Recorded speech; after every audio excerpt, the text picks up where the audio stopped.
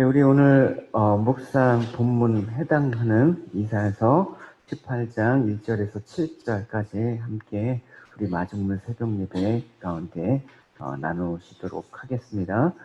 1절부터 7절까지 우리 한 목소리로 우리 봉독하기로 하겠습니다. 슬프다 구스의 강 건너편 나에게 치는 소리 나는 땅이여, 갈대배를 물에 띄우고 그 사자를 수로에 보내어 이르기를, 민첩한 사절들아 너희는 강들이 흘러 나누인 나라로 가되, 당대하고 준수한 백성 곧 시초부터 두려움이 되며 방성하여 대적을 받는 백성에게로 가라 하는도다. 세상의 모든 거민 지상에 사는 너희여, 산들 위에 기치를 세우거든 너희는 보고 나팔을 불거든 너희는 들을지어다. 여호와께서 내게 이르시되, 내가 나의 처소에서 조용히 감찰함이 쬐이는 일광 같고 가을 더위에 운무 같도다. 출소하기 전에 꽃이 떨어지고 포도가 맺어 익어갈 때에 내가 낳으며 그 연한 가지를 베며 퍼진 가지를 찍어버려서 산의 독수리들과 땅의 들짐승에게 던져주리니, 산의 독수리들이 그것으로 여름을 지내며 땅의 들짐승들이 다 그것으로 겨울을 지내리라 하셨습니다. 그때 강들이 흘러나누인 나라의 장대하고 준수한 백성 곧 시초부터 두려움이 되며 강성하여 대적을 밟는 백성이 만군의 여호와께를 재물을 가지고 만군의 여호와의 이름을 두신 곳 시온산에 이르리라. 아멘. 예, 오늘 본문은 구스. 구스하면 에티오피아를 말하거든요. 이 구스에 대한 예언을 담고 있는 내용입니다. 구스는 지도상에 보면 나일강 그 상류에 위치하고 있는 나라죠. 그래서 유다가 이제 히스기야 왕이 이제 즉위한 때인데, BC 715년경 제25왕조 샤카바 왕이 애굽 전역을 장악을 하게 됩니다. 그래서 애굽의 그 25왕조가 BC 664년까지 애굽 전역을 통치를 합니다. 근데 여기서 구스는 사실 이때 당시에 애굽과 동일한 나라라고 생각하면 됩니다. 사실 애굽의 통치 아래에 있었던 것이기 때문에. 그래서 오늘 본문을 잘 살펴보면 구스에 대한 예언은 다른 이방 나라, 그러니까 아수르부터 시작해서 블레셋, 모압, 암몬까지 이르는 그 멸망에 대해서 예고를 했는데 좀 다른 부분이 발견이 됩니다. 읽어본 바와 같이 구스에 대한 멸망이 아니라 구스에 대해서 하나님께서 보존하시겠다라는 약속입니다. 네, 보존하겠다. 그러니까 이 구스에 대한 그 보존에 관한 내용을 살펴보는데, 오늘 시작은 좀 이상한 부분을 발견할 수가 있습니다. 왜냐하면 이 구스에 대한 보존을 얘기하면서 슬프다로 시작하였기 때문에 그렇습니다. 기뻐해야 되는데 왜 슬프다라고 얘기를 했는지 우리가 그 내용을 좀 알아봐야 될 것 같습니다. 그래서 구스를 구원하실 것이라고 하시면서 슬프다라고 한 것은 그들이 이제 망했기 때문에 그런 것이 아니라, 그들이 하나님을 알지 못하는 자들 아닙니까? 사실 아수르나 별 다를 바 없는 그런 나라가 또 애굽 아닙니까? 그래서 이 구스가 아수르가 이제 침공할 것을 이제 듣게 되니까 어찌할 바를 모르면서 막 두려워하면서 침공에 대비해 막 주변 나라들한테 사신을 보내는 거예요. 그래서 막 분주하게 이제 요동하는 모습을 보면서 이사야 선지자가 슬프다라고 얘기한 것입니다. 하나님께서 약속을 주시고 하나님께서 보존하시기로 했는데도 불구하고 자신들을 보내서 대책을 마련하는 그 모습이 얼마나 안타깝게 느껴졌겠습니까? 그래서 우리가 이런 구스의 모습을 보면서 하나님을 알고 하나님을 경외하는 자들이었다면 이처럼 두려워하고 요동하지 않았을 것입니다. 이 두려워하고 요동하는 상황 가운데 똑같지만 하나님의 백성들은 약속을 받고 나서 경고하고 요동치지 않는 모습을 볼 수가 있는 것이죠. 그게 바로 믿음의 사람들이죠. 똑같이 힘들죠. 지금 똑같이 어려운 상황 가운데 있지만 우리는 하나님의 약속의 말씀을 붙들고 서 있기 때문에 우리는 넘어지지 않습니다. 그래서 하나님의 능력을 믿고 하나님의 보호를 확신하였으면 바술의 침공 앞에서 구스가 막 사신들을 보내면서 요동하지 않았을 것입니다. 그걸 보고 슬프다라고 얘기한 것입니다.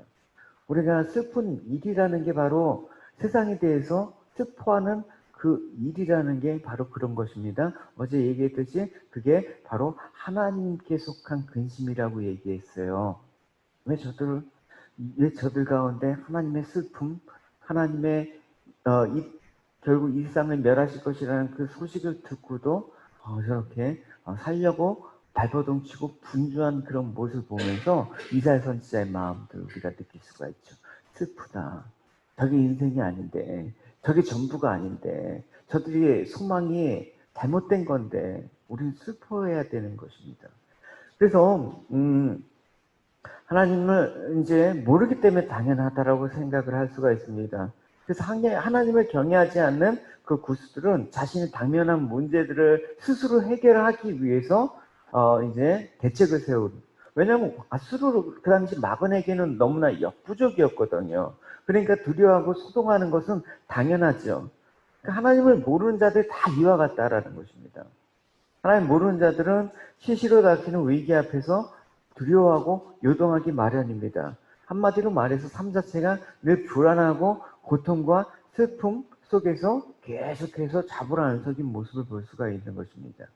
두려움이란 무엇입니까? 두려움이란 환경적인 요소라고 생각하면 안 되는 것입니다. 환경적인 요소가 두려움이라면 우리는 다 똑같은 모습으로 가야 되는 것이죠. 두려움이라는 것은 바로 내가 내 자신을 의지하기 때문에 찾아오는 게 두려움이에요. 순간적으로 내 자신을 의지했는데 나약함이 몰려오잖아요. 그때는 숨조차 쉴 수가 없어요. 내 어깨에 지어진 무거운 짐이 너무나 무거워지고 또 내가 처한 상황이 너무나 두려워질 때가 있습니다. 그때가 언제예요? 하나님을 바라보지 못할 때, 내 자신을 의지했을 때, 내 자신을 의지하면서 내가 뭔가 방법을 찾아가려고 했을 때 두려움을 피할 수가 없는 것입니다. 오늘 이 구스의 모습 가운데 슬퍼해야 되는 그런 입장에서 볼 때 우리는 다시 한번 구스의 모습이 바로 내 모습이라는 사실을 또 발견할 수가 있죠. 그래서 믿음의 사람이라고 해서 두려움이라는 감정들이 찾아오진 않는 건 아닙니다. 늘 하루에도 두려울 때가 많이 있습니다. 다윗도 이럴 때마다 어떻게 고백했냐면 시편 56편에서 내가 두려워하는 날에 내가 주를 의지하리라. 두려움이 몰릴 때 내가 하나님을 의지하고 그 말씀을 찬송하올지라. 내가 하나님을 의지하였사온즉 두려워하지 아니하리니 혈육을 가진 사람이 내게 어찌하리까. 수많은 대적이 몰려드는 그 앞에서 내가 두려워하지 않겠다. 하나님을 의지하기 때문에 그 고백을 선포했다라는 것입니다. 이 고백이 우리의 선포가 돼야 되는 것입니다. 할렐루야. 그래서 이런 가운데 이제 두려움에 빠져 있는 그 유다에 와 있는 구스 사신을 통해서 사신을 보냈다고 했죠. 그 사신에게 이사야 선지자가 그 사신들에게 권고를 하고 있습니다.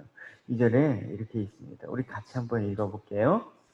갈대배를 물에 띄고 그 사자를 수로에 보내며 이르기를 민첩한 사절들아 너는 강들이 흘러나누인 나라로 가되 장대하고 준수한 백성 곧 시초부터 두려움이 되며 강성하여 대적을 밟는 백성에게로 가라 하는도다. 이게 이사야 선지자가 권하는 권고다라는 것입니다. 그러니까 아수르의 침공 계획을 듣고 사절단을 보내면서 동맹을 체결하는 대책을 마련하는 모습을 보면서 슬퍼하면서도 근데 여기서 보면 뭐라고 하냐면 강성하여 대적을 받는 백성이라고 얘기하고 있습니다. 이 강성하여 이 대적은 바로 아수르를 말하는 것이죠. 근데 이 아수르를 밟을 정도로 너희들은 강성하다라고 얘기했습니다. 이상하지 않습니까? 분명히 구스가 이 소식을 듣고 두려워서 대비하는 모습을 보면서 막 안절부절하는 그들을 보고 강성하고 대적을 받는 백성이라고 얘기를 한 까닭이 있습니다.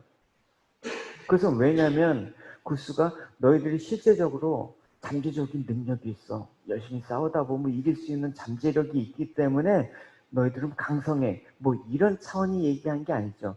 객관적인 전력에서 볼 때 그 당시 아수를 이길 수 있는 나라는 없었습니다. 그러니까 둘이 맞붙을 때는 구스가 패할 것은 확실한데 그런데도 불구하고 사신들에게 너희들 고국으로 돌아가. 너희들은 충분히 강하니까 대적들을 밟을 거야 라고 선언한 것입니다. 왜 그렇습니까? 이사야 선지자는 너희들이 강한 게 아니라 너희들과 함께 하시는 하나님이 계시기 때문에 강한 거야. 하나님의 은혜가 있기 때문에 너희들이 강한 거다. 그러니까 돌아가라는 얘기를 한 것입니다. 그러니까 물론 이제 이 사실은 하나님께서 구수의 그런 상황들을 직접 개입해서 다루시겠다라는 건 아닙니다. 아까도 얘기했듯이 애국분 하나님의 선민과는 다른 하나님 모르는 사람들이 아닙니까? 그래서 아수르와 다를 바가 없고 구수도 애국과 같은 것이기 때문에 하나님께서 직접 뭐 사내디브의 18만 5천 명을 그냥 전멸한 그런 식의 방법은 하나님께서 취하시진 않았을 것입니다. 근데 지금 아수르 침공을 대비해서 연합작전을 썼거든요. 그러니까 유다를 비롯해서 유다의 사신을 보냈죠. 그러니까 이 동맹군의 그런 어떤 처지의 입장에서 하나님께서는 유다를 보호하셨어야 돼. 그럼 유다를 보호하는 입장에서 지금 유다에 들러붙은 이 구스도 하나님께서 유다를 보호하면서 이게 더불어 가는 거예요. 이게 어떻게 표현할까? 부스러기 은혜라고 표현할까요? 그죠? 그러니까 안전한 어떤 사람이 곁에 있으면 이렇게 혜택을 보잖아요. 세상 살아가는 것도. 하나님의 은혜도 이렇게 유다에게 부어주신 그 은혜를 이렇게 구스가 맛보기 때문에 너희들은 유다를 보호하시는 하나님의 은혜를 잊게 될 거야. 그런 소리를 지금 하고 있는 것입니다. 그래서 이 구스에 대해서 얘기를 하고 있는데 이제 하나님 말씀대로 이제 유다와 구스를 위협하던 아수르 군대를 어떻게 하실지 이제 4절에 나와요. 4절 읽어보겠습니다.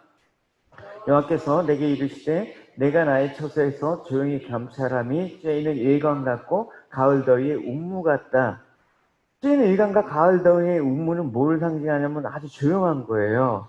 쬐이는 일광은 소리 없이 느낌도 없죠. 가을 더위의 운무. 그러니까 이슬은 조용히 생겨갖고 조용히 사라지는 것이죠.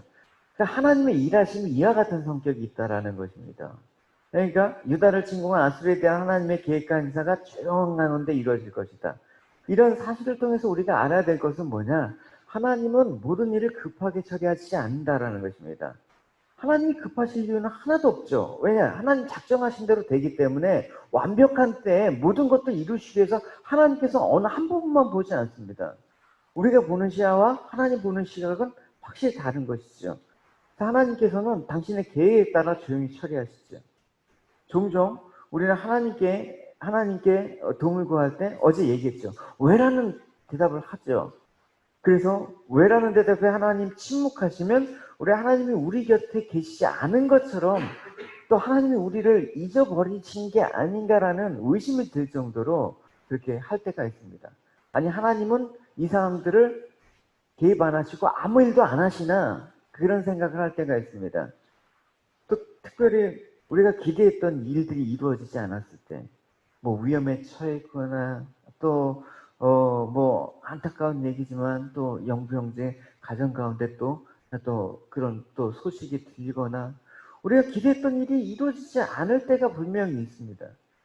근데 그때 하나님께서 뭔가 확실하게 말씀하시면 참을 수가 있겠는데 침묵하게 아무 말씀 안 하실 때 그게 힘든 것입니다. 그럴 때 신앙적인 회의에 빠지기도 해요. 실제적으로. 그러니까 아수르 군대가 온 유다를 짓밟고 예루살렘마저 포위했을 때 유다 사람들도 신앙적인 회의에 빠졌을 가능성이 아주 큽니다. 그래서 비록 우리가 하나님께 나아가고자 하는데 우리의 믿음이 우리가 바라는 대로 되지 않는 것을 경험할 때가 있습니다.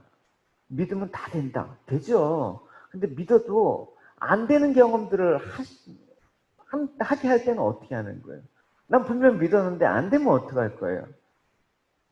그러나 믿음은 다 됩니다. 단지 우리의 방법으로 이루어지기 아니기 때문에 안 되는 것처럼 보이죠. 하나님의 방법은 따로 하나님의 관심사는 우리의 표면적인 것보다 훨씬 더 깊고 더 넓은 것입니다. 그렇기 때문에 하나님께서 일하시는 방법이 조용하다고 해서 일을 하시지 않는 것이 아닌 것입니다. 교회가 잠잠하다고 해서 교회가 일하지 않는 게 아닙니다. 왜? 교회는 기도하는 곳이기 때문에 하나님의 역사를 맛볼 수가 있기 때문에 그렇습니다. 할렐루야. 하나님은 많은 수가 사람 갖고 많은 사람과 많은 자원을 갖고 일하시는 분은 아니에요. 하나님 한 분만으로 충분하시기 때문에. 그래서 조용한 건데 하나님의 사람, 남는 자라고 했죠. 마지막까지 남는 자가 여러분 되셔야 되는 거예요. 그죠? 그래서 모든 일을 당신의 계획에 따라 조용히 처리하십니다. 그래서 하나님께서 뭐라고 얘기하셨습니까? 나의 처소에서 조용히 감찰하셨다라고 얘기하고 있습니다. 감찰하셨다는 것은 하나님께서 할 일을 위해서 지켜보고 계셨다는 것입니다. 어떻게? 조용히. 다윗도 이런 고백을 했습니다. 여호와께서 성전에 계시며 여호와의 보좌는 하늘 높이 있습니다. 그리고 사람들을 눈여겨보십니다. 눈길을 떼지 않고 사람들을 자세하게 살핍니다.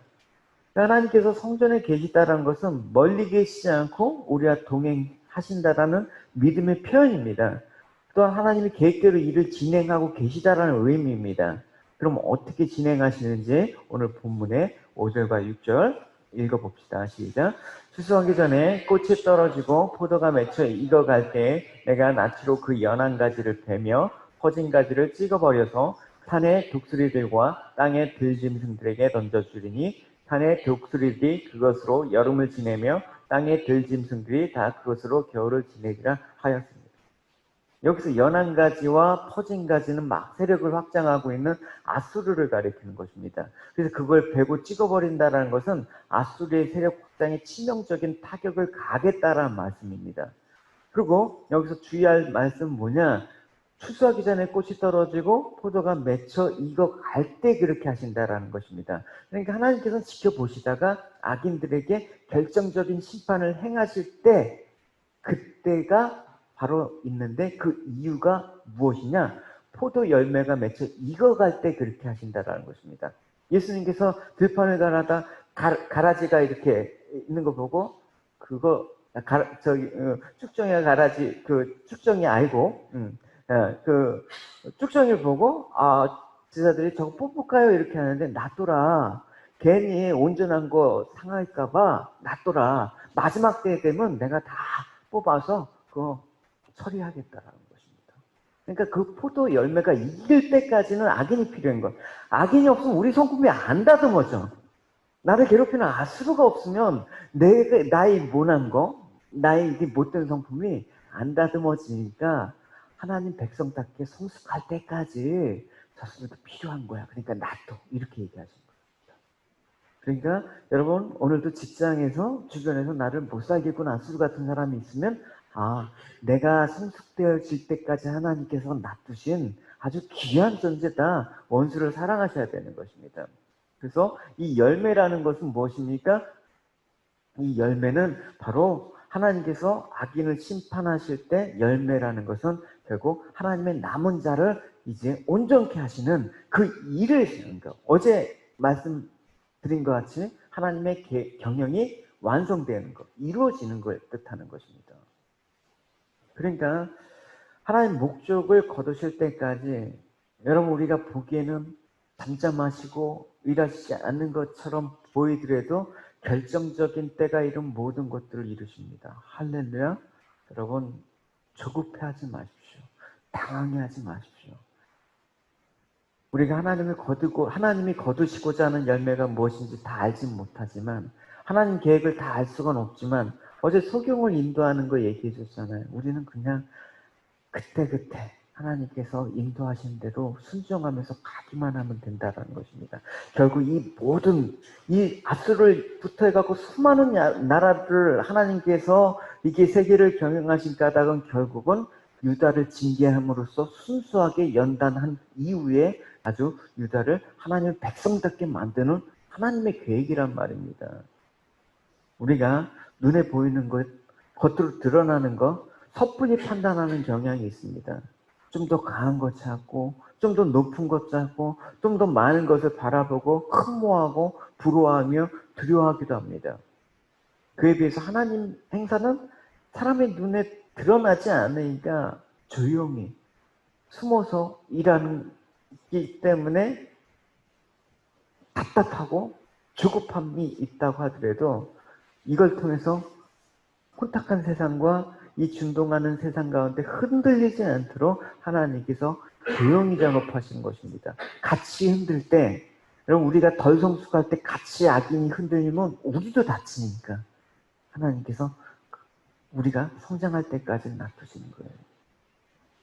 그래서 우리가 근거한 믿음의 싸움은 환경이 아니라 바로 하나님은 누구신가, 하나님을 어떻게 하나님이 일하시는지에 대한 오해로 인해서 자꾸만 믿음의 싸움이 생기는 거예요. 시험이 찾아오는 것입니다. 우리가 관심에 둬야 될 거는 오늘 이 상황 가운데 하나님께서 어떻게 일하시는지에 대한 관심과 신뢰가 필요한 것입니다. 여러분, 깊은 물은 잠잠한 것입니다. 또 높은 하늘은 고요합니다. 하나님의 역사는 마찬가지입니다. 눈에 보이지 않고 아무것도 없는 것처럼 보이지만 주님의 눈에는 세상 너머에서 조용히 분명하게 또 당신의 역사를 차근차근 흔들림 없이 진행시켜 나갈 것입니다. 여러분, 하나님을 의지하고 하나님의 역사를 확신하는 여러분이 되시기 바랍니다. 하나님이 여러분을 통해서 오늘 하실 일이 있기 때문에 남겨두신 거예요. 우리의 믿음이 더 깊어지고 하나님의 방법에 대해서 더 알아갈 때 깨닫게 되는 사실은 우리 삶의 대부분은 하나님을 기다리는 믿음으로 보내게 된다는 사실이에요. 세상 흔들리고 요동해도 자지우지하고 어리석고 무가치한 얄팍하고 초라한 삶이 아니라 높은 하늘과 같이 변함없는 온전하고 높으신 하나님의 놀라운 역사를 여러분 보고 증거하는 증인으로 살아가시는 여러분이 되시길 축원합니다. 우리 함께 기도하겠습니다. 기도하실 때 우리 말씀 생각하시면서 이번 8월 한 달 내가 하려는 조급함 버리고 하나님 일하시면 기대하는 한 달 될 수 있도록 하여 주시옵소서. 하나님, 이 믿음 가운데 기다림의 자리에서 하나님께 더 가까이 가게 해달라고 우리 함께 우리 합심해서 기도하시도록 하겠습니다. 기도하시겠습니다. 주님 감사합니다. 하나님 아버지, 세상 가운데 흔들리고